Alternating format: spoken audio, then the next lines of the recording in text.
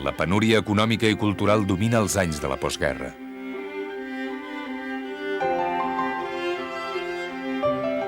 Propiciada pel nacionalcatolicisme, la tradicional vida pietosa d'Arenys s'incrementa.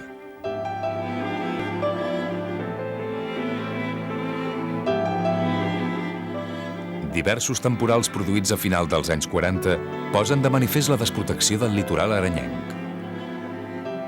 El 1947 es continuen les obres de la zona portuària i es construeix l'escollera de Ponent.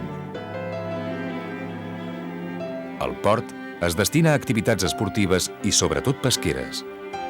Nombrosos pescadors, la majoria de Sant Carles de la Ràpita, s'estableixen a la població.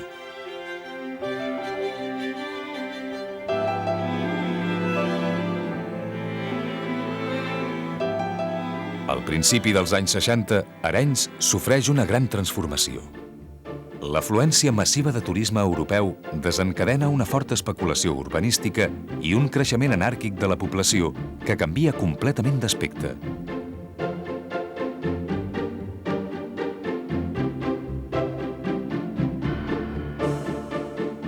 Així mateix, augmenta considerablement el nombre d'immigrants provinents de la resta de l'estat espanyol.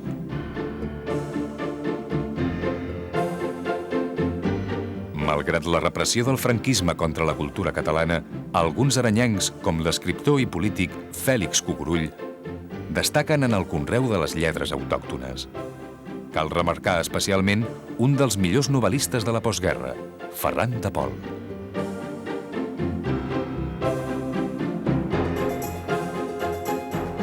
A partir dels anys 70, l'activitat de la vila se centra cada cop més en el comerç i en les professions derivades de la seva capitalitat judicial i administrativa.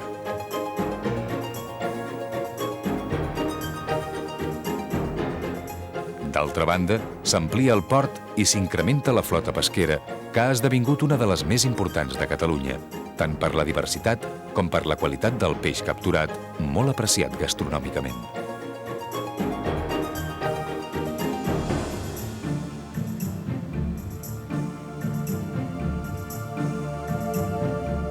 Els nous ajuntaments democràtics, sorgits del desmantellament de la dictadura del general Franco, afavoreixen les activitats cíviques i culturals. El 1979 es crea Ràdio Arenys, degana de les emissores municipals de Catalunya.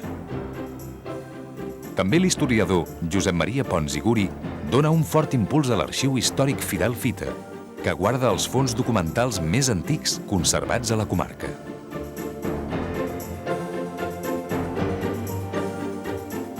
S'obren així mateix dues seccions del Museu Municipal, la de Puntes, amb una de les millors col·leccions d'Europa, iniciada amb una donació de Frederic Marès, i la de Mineralogia, donació de Joaquim Moll Fulleda. El 17 de novembre de 1996 s'inaugura la nova seu de la Biblioteca Fidel Fita.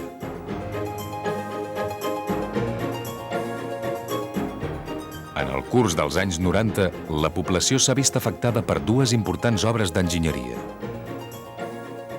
La perllongació de l'autopista A19 i la canalització i cobriment de la riera. Amb aquesta darrera obra s'ha intentat solucionar el problema de les grans rierades que periòdicament castiguen el poble.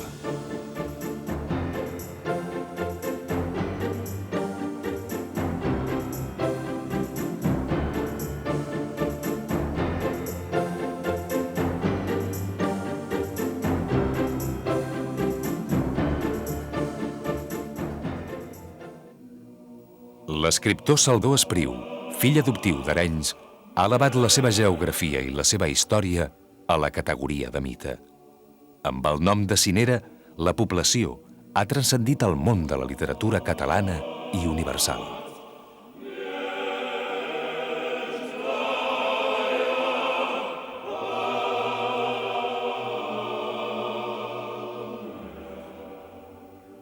Amb més de 12.000 habitants, l'Arenys actual és una població arrelada a les seves tradicions i amb un elevat grau d'identitat. Està, però, oberta a tots els nouvinguts que tinguin la voluntat d'integrar-s'hi.